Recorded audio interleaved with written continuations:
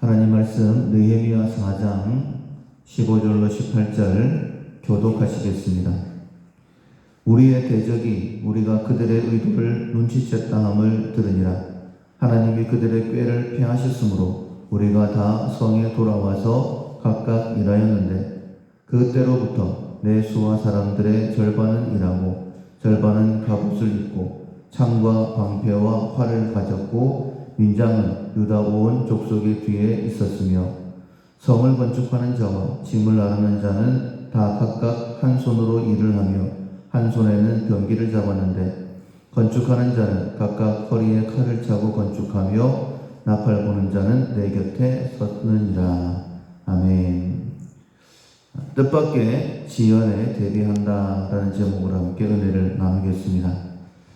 9월 우리가 훈련하고 있는 품성은 시간 엄수입니다. 시간 계획을 잘 세우고 실천하는 것입니다. 우리가 늘 믿음으로 고백하는 것처럼 예수님 곧 이 땅에 재림하시는데 그때에 우리에게 맡겨진 사명들을 감당해야지만이 즉 시간을 허비하지 않아야지만이 부끄럽지 않게 우리 주님 앞에 설 수 있습니다. 그래서 시간 엄수를 위해서 오늘의 실천사항은 뜻밖의 지연에 대비한다. 사명을 감당하려고 하면 방해가 있습니다. 사명 감당하는 것 하나님께서 기뻐하시는 일이지만 또 반대로 사단은 싫어하는 일이죠. 그래서 사명을 감당하려고 하면 반드시 방해, 지연시키는 그런 일들이 일어나게 되는데 그 지연시키는 일들에 대하여 대비하는 지혜가 우리 가운데 있어야 됩니다. 느헤미야에게는 무너진 성벽을 재건해야 될 사명이 있었습니다. 힘든 일이지만 꼭 감당해야 될 사명이었죠. 왕의 허락을 받는 것부터 쉽지가 않았습니다. 먼저 하나님 앞에 금식하며 기도하고 왕의 도움을 구했을 때에 성경은 기록하기를 여호와의 선한 손이 도우셨다라고 말씀하고 있습니다. 왕에게 허락받는 것부터 그리고 모든 재료를 준비하는 것 그리고 예루살렘으로 돌아오는 이 모든 여정들 하나님께서 도우셨다라고 말씀하고 있습니다. 그래서 힘든 일이었지만은 단 52일 만에 성벽을 완성했다라고 느헤미야 6장에 말씀하고 있습니다. 그러나 50일 만에 성벽을 완공하는데 결코 쉽지만은 않았다라는 여러 가지 방해가 있었다라는 것을 특별히 4장에 쭉 기록해 놓고 있습니다. 첫 번째가 1절에 보면 산발락과 도비아가 그들을 비웃었다라고 그렇게 기록을 하고 있죠. 이 미약한 사람들이 무엇을 하려는가? 스스로 견고하게 하려는가? 제사를 드리려는가? 하루에 마치려는가? 불탄 흙 무더기에서 다시 일으켜 세우려는가? 저들이 건축하는 이 성벽은 여우가 올라가도 무너지게 될 것이다 라고 조롱하고 비웃었습니다. 이럴 때에 어떻게 해야 될까? 다 맞는 말이죠. 이스라엘 백성들 굉장히 미약합니다. 그러나 들리는 소리에 우리의 마음이 흔들리면 시간을 허비할 수밖에 없어요. 안 되는 일, 왜 저렇게 하려고 할까? 힘든데 꼭 해야 되나? 이런 말을 들을 때에 사람들의 말에 흔들리지 말고 하나님께서 내게 이 일을 맡기셨다라는 믿음을 가지고 꿋꿋이 앞으로 전진해 나아가야 됩니다. 이런 말을 하죠. 몽둥이와 돌멩이는 뼈를 부러뜨리지만은 말 한마디는 영혼을 상하게 한다. 그만큼 조롱하고 비웃는 말이 우리의 힘을 빼버린다라는 그런 말입니다. 그때 사람의 말에 귀를 기울이지 않고 미리미리 대비를 하고 있어야 되죠. 사단은 어떻게든지 내가 하나님의 일을 하지 못하도록 이처럼 비방의 말, 조롱의 말, 안 된다라는 그런 말을 한다라는 생각을 가지고 있어야 됩니다. 그래야지만이 흔들리지 않을 수 있는 것이죠. 귀를 하나님께 열고 하나님의 도우심을 바라게 되어지면 6절에 보십시오. 이에 우리가 성을 건축하여 정부가 연결되고 높이가 절반에 이르렀으니 이는 백성이 마음 들여 일을 하였음이니라. 사단이 방해를 할 때에 마음을 들여서 하나님의 일에 집중을 했더니 방해에도 불구하고 성벽이 다 연결되고 그리고 높이가 절반까지 이르렀다라고 말씀하고 있어요. 그러나 방해는 거기서 그치지를 않았습니다. 내 외부적으로 계속해서 어려운 일들이 생겨납니다. 10절에 보면 유다 사람들이 이르기를, 그러니까 이스라엘 백성들 안에서 또 문제가 일어나기 시작합니다. 흙무더기가 아직도 많거늘 집 나르는 자의 힘이 다 빠졌으니 우리가 성을 건축하지 못하리라. 힘있게 일을 시작했는데 생각보다 일이 많았겠죠. 거기에다가 당시에 먹을 것도 풍족하지 못했을 것이고 일이 많다 보니까 쉬지 못하고, 그러니 여기저기에서 불평이 쏟아져 나오기 시작합니다. 어차피 다 건축하지 못할 텐데 이렇게 해야 되나, 이런 말들이 있었겠죠. 거기에다가 외부적으로도 어려움이 있었습니다. 11절에 보면 우리의 원수들은 이르기를 그들이 알지 못하고 보지 못하는 사이에 우리가 그들 가운데 달려 들어가서 살육하여 역사를 그치게 하리라.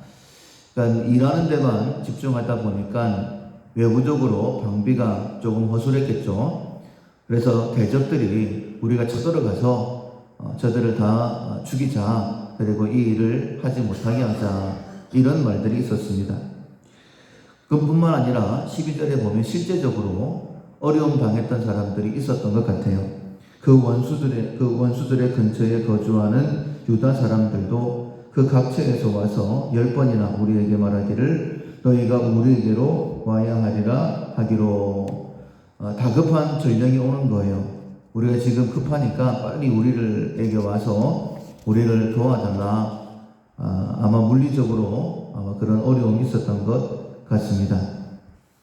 이럴 때 어떻게 해야 될까? 이런저런 방해가 있을 때에 방법은 하나님께 있습니다. 그러니까 일을 시작하게 하신 이가 하나님이시기 때문에 하나님께서 도와주신다라는 믿음을 가져야 되는 거예요. 아무리 눈에 보이고 귀에 들리는 여러 가지 일들이 힘들다 할지라도 하나님께서 도와주신다. 만약에 이런 어려움들 때문에 내 마음이 흔들리고 하나님의 일을 하지 못해서 사명을 감당하지 못한다라고 한다면 그건 시간을 허비하는 게 되는 것이죠. 지금까지의 수고와 노력이 허사가 되는 것입니다. 그래서 시작하게 하신 분이 하나님이시니까 하나님께서 되게 하실 것이다. 지금 나는 이 문제를 해결할 만한 능력은 없지만 하나님께서 다 해결해 주실 것이다. 이런 믿음이 우리 가운데 있어야 됩니다.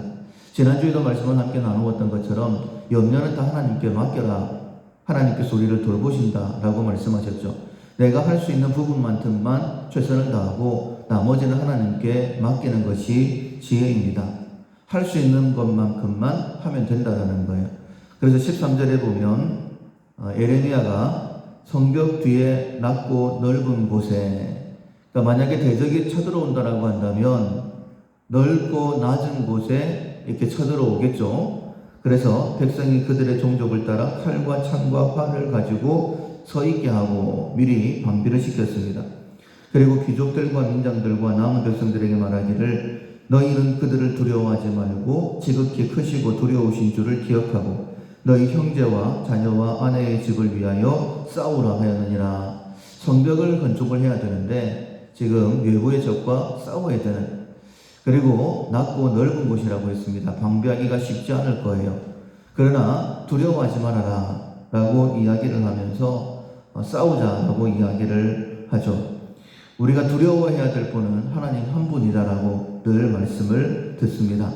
그래서 대적은 두려워하지 말고 지극히 크시고 두려우신 줄을 기억하라. 하나님을 기억할 때에 흔들리지 않게 되는 것이죠.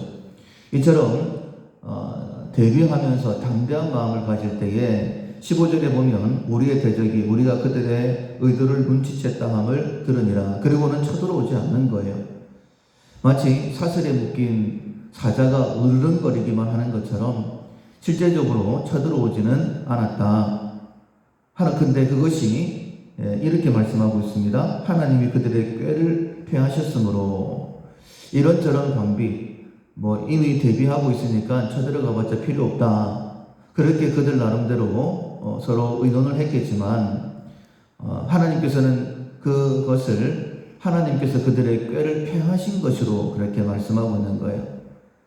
그러니까 두려워하지 않고 하나님께 다 맡겨버리고 우리가 할 만큼 최선을 다했을 때에 하나님께서 대적들의 그 꾀를 폐하셔서 쳐들어오지 않게 하셨다.